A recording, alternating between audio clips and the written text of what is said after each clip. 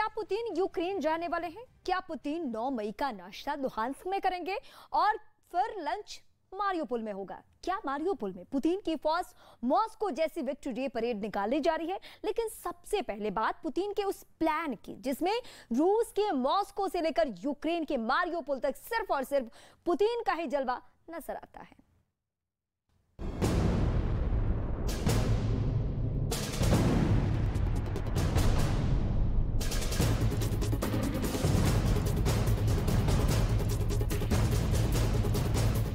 Ukraine में लगातार जीत का दावा करने वाली पुतिन की फौज के सामने बड़ा संकट नजर आने लगा है। ये भारी भरकम वेपन सिस्टम यूक्रेन को मसल देने वाले इन हथियारों पर ऐसी रिपोर्ट है कि मॉस्को में बैठी पुतिन सरकार गहरी चिंता में डूब चुकी है। 9 मई को विक्ट्री डे परेड से पहले रूस का हौसला पस्त करने वाली बड़ी रिपोर्ट देखिए। फोर्ब्स में छपी ये खबर मॉस्को के युद्ध वाले अभियान पर सवाल उठा दिए हैं इसने। 35% हथियार इस बार मॉस्को में होने वाली विक्ट्री डे परेड से गायब हो चुके हैं। यानी यूक्रेन की जंग का बहुत बड़ा असर आखिरकार मॉस्को के विक्ट्री डे परेड पर भी पड़ चुका है। सबसे चौंकाने वाली खबर मारियोपोल को लेकर है। खबर यह है कि 9 मई को रूस मारियोपोल के अंदर अपनी विजयी परेड निकालने वाला है। यानी यूक्रेन का एक शहर जीतने के बाद पुतिन अपना दमखम दुश्मन देश की जमीन पर दिखाना चाहते हैं। इस खबर से यूक्रेन बेचैन है। ज़ेलेंस्की के खुफिया विभाग ने भी इस बात की पुष्टि कर दी है। हालांकि सबसे बड़ी और भव्य परेड मॉस्को में ही होने वाली है। रूस की जिस परेड की बहुत सी बातें हो रही थी, जिस परेड को लेकर पूछा जा रहा था कि इस बार पुतिन क्या दिखाने जा रहे हैं, जिस परेड को लेकर ये भी सवाल हो रहे थे कि यूक्रेन युद्ध के बीच मॉस्को की सड़कों पर पुतिन दुनिया से क्या छुपाने जा रहे हैं, क्योंकि विक्ट्री डे परेड का जलवा ऐसा रहा है कि ये पुतिन का सबसे पावरफुल शो कहा जाता है। और जब रूस की फौज इस तरह मॉस्को की सड़कों पर परेड करती है तो दुनिया देखती रह जाती है। लेकिन परेड में कटौती वाली खबर के बड़े मायने हैं। रूस की सेना के सुपर शो और पावरफुल मिलिट्री प्रेजेंटेशन को किसकी नजर लगी? जिस वीडियो को दिखा कर पुतिन ने पिछले कुछ सालों में रूस को फिर से सुपर पावर बनाने की कोशिश की है, आखिर उस कोशिश पर किसका बुरा साया छा गया है? रूस की मशहूर विक्ट्री डे परेड में 35% कटौती का क्या मतलब है? क्या पुतिन के पास हथियारों की कमी हो गई है? क्या विक्ट्री डे की 77वीं वर्षगांठ रूस के लिए बहुत फीकी रहने वाली है? अगर हाँ, तो ऐसी नौबत आखिर क्यों आई? क्योंकि ये चाहे रूस की फौज के लिए नहीं, लेकिन पुतिन के अपनी इमेज के लिए बहुत बड़ा झटका माना जाएगा। क्योंकि पुतिन कभी नहीं चाहेंगे कि दुनिया की नजर में रूस की ताकत को कोई कम आंकने की कोशिश करे, खासकर तब जब यूक्रेन में उनकी फौज ने पूरी ताकत झोंक रखी है। और इसका एक छोटा सा ट्रेलर पुतिन 9 मई को जरूर दिखाना चाहेंगे। पुतिन की मिलिट्री पावर ही उनकी असली ताकत है, क्योंकि इसी ताकत से डरकर नेटो और अमेरिका चाहकर भी यूक्रेन को बचाने के लिए सीधे तौर पर आने से घबरा रहे हैं। इसलिए सवाल है कि परेड में 35% हथियार कम उतारना क्या मैसेज देता है? 2021 में विक्ट्री डे परेड में रूस की आर्मी ने 35 तरह के 158 मिलिट्री व्हीकल्स दिखाए थे। ये अपने आप में एक बड़ा रिकॉर्ड था। रूस की इस सालाना परेड में टैंक भी थे, बख्तरबंद गाड़ियां भी थी और मिसाइल सिस्टम समेत तोप वाले सिस्टम और मल्टी रॉकेट लॉन्चर भी थे। लेकिन 2022 में तस्वीर कुछ और होने वाली है, क्योंकि पुतिन ने फैसला लिया है कि 2022 में सिर्फ 25 तरह के 131 ग्राउंड व्हीकल दिखाए जाएंगे। ये तादाद हैरान करने वाली है। पुतिन के लिहाज से कहें या फिर रशियन फौज के स्टैंडर्ड को देखते हुए ये बहुत बड़ी कटौती है और इस पर पूरी दुनिया की नजर रहेगी। रूस भी पुतिन से सवाल पूछेगा कि आखिर क्या हुआ है कि उनके सबसे बड़े पावर शो में अब जान कम रह गई है। 2015 में जब रूस की ये परेड निकाली गई थी, तब रूस और पुतिन दोनों में बहुत ज्यादा जोश देखा गया था। तब क्राइमिया पर कब्जे के बाद वो रूस की पहली विक्ट्री डे परेड थी और रूस ने इसमें कई नए वेपन सिस्टम उतारे थे। लेकिन आज रूस के हालात अलग हैं। रूस और यूक्रेन के बीच भयंकर युद्ध चल रहा है और रूस की फौज की बड़ी तादाद इस वक्त यूक्रेन में मौजूद है। अगर विक्ट्री डे परेड में 35% की कटौती की जा रही है तो क्या इसका मतलब ये है कि पुतिन की फौज के पास अब हथियार कम पड़ गए हैं?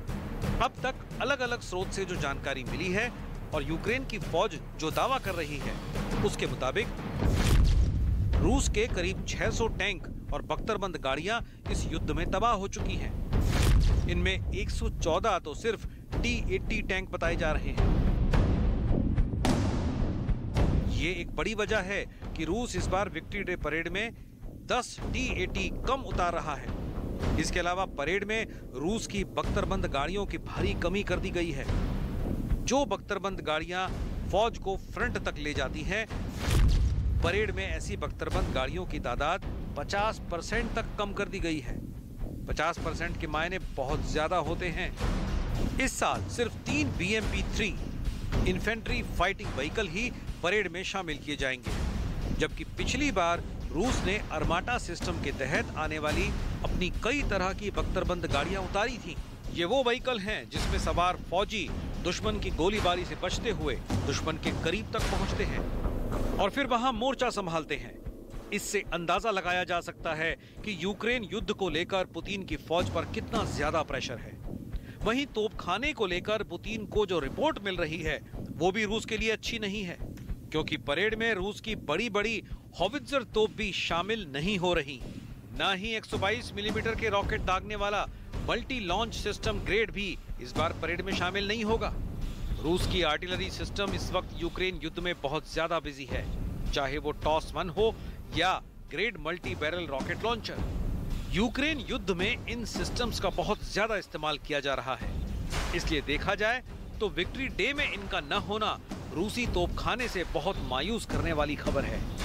इससे ये बात साबित होती है कि यूक्रेन में रूस का तोपखाना या तो हद से ज्यादा तैनात किया जा रहा है या फिर उसके पास इतने हथियार नहीं बचे हैं कि उनकी नुमाइश की जाए। यूक्रेन के फ्रंट से आए इस वीडियो को जरा गौर से देखिएगा, आपको रूसी तोपखाने पर दबाव का अंदाजा मिल जाएगा। ये रूस की बहुत ही खतरनाक तोप 2S7 है।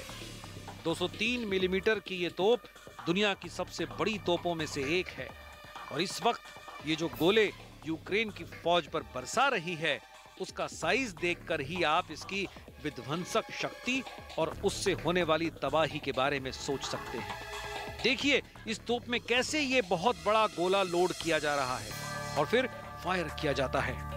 रशियन आर्टिलरी की ये यूनिट इस वक्त डॉनबास और आसपास के इलाकों में ऑपरेट कर रही है और उसने यूक्रेन की फौज के कई बड़े ठिकानों को तबाह करने का दावा किया है।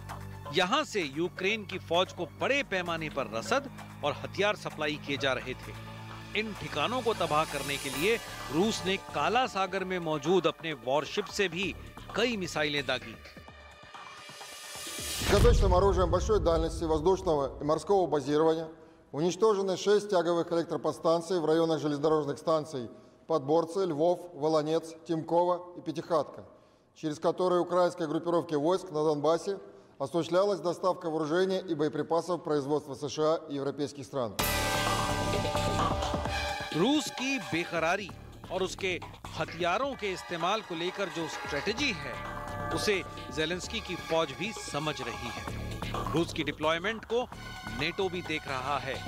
किसी भी फोर्स की मूवमेंट और उसके हथियारों के इस्तेमाल को देखते हुए उनकी ऑपरेशनल टैक्टिक्स को समझा जा सकता है और उसके अगले हमले का भी अंदाजा लगाया जा सकता है। डॉनबास में रूस की हेवी बॉम्बिंग भी यूक्रेन की डिफेंसिव लाइन को ऐसा ही अंदाजा दे रही है और इसकी रिपोर्ट सीधे कीव में मौजूद राष्ट्रपति व्लादिमीर ज़ेलेंस्की तक पहुंचाई जा रही है। Очевидно, російські військові сьогодні вкрай нервово відреагували на наші успіхи. Різні українські міста знову стали мішенями для російських ракет, для російських ударів. Львів, Вінниця, Київська область, Дніпропетровська область, Одеса, Харківщина. Такий масштаб сьогоднішніх обстрілів однозначно свідчить не про те, що в Росії є якась там особлива військова мета.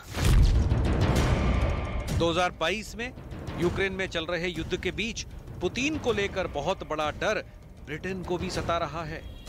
ब्रिटेन की मीडिया लगातार कह रही है कि पुतिन 9 मई को एक नए युद्ध का ऐलान कर सकते हैं। ब्रिटेन की मीडिया में ऐसी खबरें छाई हुई हैं कि पुतिन विश्व युद्ध का ऐलान करने वाले हैं। बस कुछ ही दिनों की बात है। ये बात ब्रिटेन के रक्षा मंत्री बेन वॉलेस के हवाले से की जा रही है। इन हेडलाइंस ने यूरोप में दहशत फैला दी है। ऐसे में पुतिन के पावरफुल शो में क्या होगा, वो क्या बोलेंगे? क्या पुतिन वाकई विश्व युद्ध को लेकर कुछ ऐसी बात कहने वाले हैं जिसका डर ब्रिटेन को सबसे पहले सताने लगा है?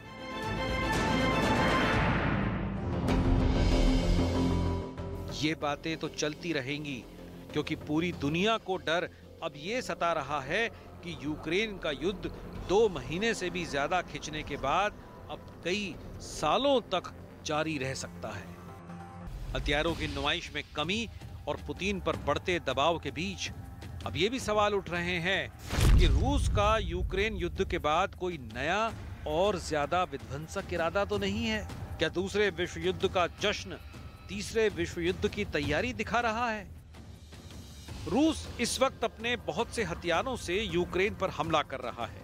इस जंग में रूस ने अपने टॉप ऑफ द लाइन हथियार नहीं उतारे हैं, लेकिन जिन वेपन सिस्टम्स का वो इस्तेमाल कर रहा है वो रूस के लिहाज से प्रीमियम कैटेगरी के हथियार माने जाते हैं। साथ ही पुतिन ये वार्निंग भी दे चुके हैं कि यूक्रेन में किसी और देश का दखल हुआ तो ये बात युद्ध को और भड़काएगी और इसके अंजाम बहुत बुरे हो सकते हैं। इस धमकी को अमेरिका और नेटो देश गंभीरता से लें। इसके लिए पुतिन हाल में RS-28 मिसाइल का टेस्ट भी कर चुके हैं। इस टेस्ट को लेकर रूस की मीडिया ब्रिटेन को मिसाइल अटैक से डरा भी चुकी है। खुद पुतिन कह चुके हैं कि दुनिया में अगर रूस के सामरिक हितों और अड्डों पर नजर गड़ाई तो अंजाम बहुत बुरा होगा।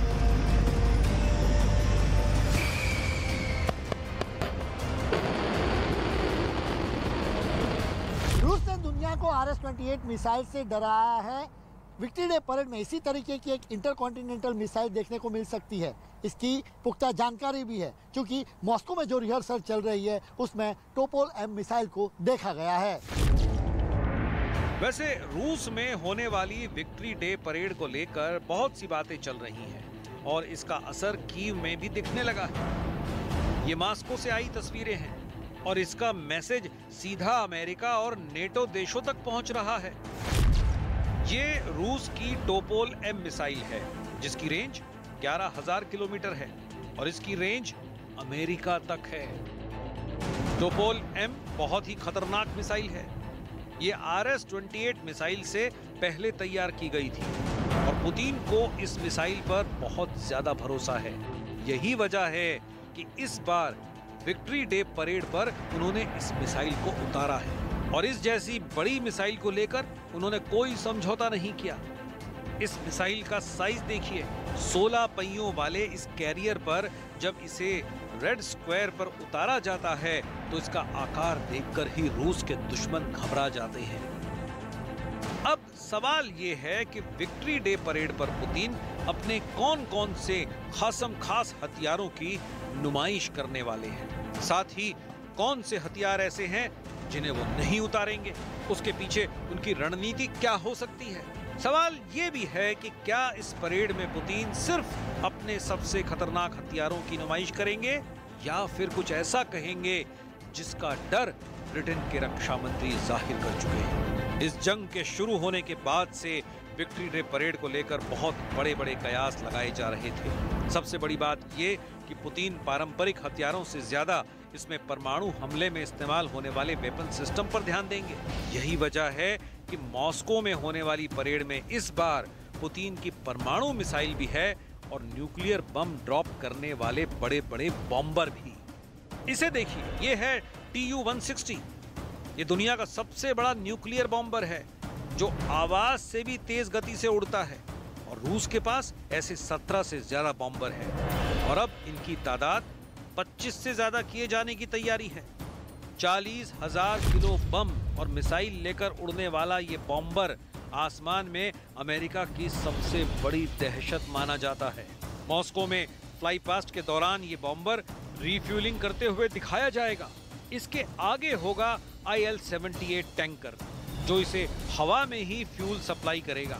इसके फौरन बाद TU-160 के साथ 4 TU-22 बॉम्बर, ये भी सुपरसोनिक रफ्तार से उड़ते हैं और ये 22,000 किलो बम और मिसाइल लेकर उड़ सकते हैं। ये रूस की बहुत ही खतरनाक न्यूक्लियर बॉम्बर फोर्स का हिस्सा माने जाते हैं। लेकिन अब इसको देखिए, ये रूस का वो बॉम्बर जो दशकों पुराना है, लेकिन उसकी दहशत आज भी बहुत ज्यादा है।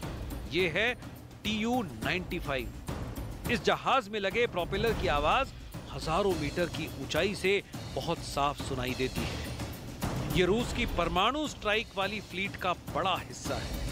रूस के पास ऐसे 50 से भी ज्यादा बॉम्बर हैं। और ये देखिए, 4 supersonic MiG-31 fighter bomber jet, ये आवाज से करीब 3 गुना रफ्तार से उड़ता है। अभी MiG-31 रूस की स्ट्रेटेजिक फोर्स का बहुत बड़ा हिस्सा है। ये विमान अब हाइपरसोनिक मिसाइल किंजल से लैस कर दिया गया है, जिसकी वजह से रूसी एयर पावर की रेंज कई गुना बढ़ गई है। रूस किंजल मिसाइल का इस्तेमाल यूक्रेन में भी कर चुका है। और ये रूस का सबसे बेहतरीन फाइटर जेट सुखोई 57, ये दुनिया में 4 स्टेल्थ विमानों में से एक है और अमेरिका के लिए ये बहुत बड़ी मिस्ट्री बना हुआ है। अमेरिका के साथ या नेटो के साथ अगर युद्ध भड़कता है तो पुतिन के इस सबसे आधुनिक जेट सुखोई 57 का सामना दुनिया के सबसे आधुनिक फाइटर जेट F-35 से होगा। अगर ये दोनों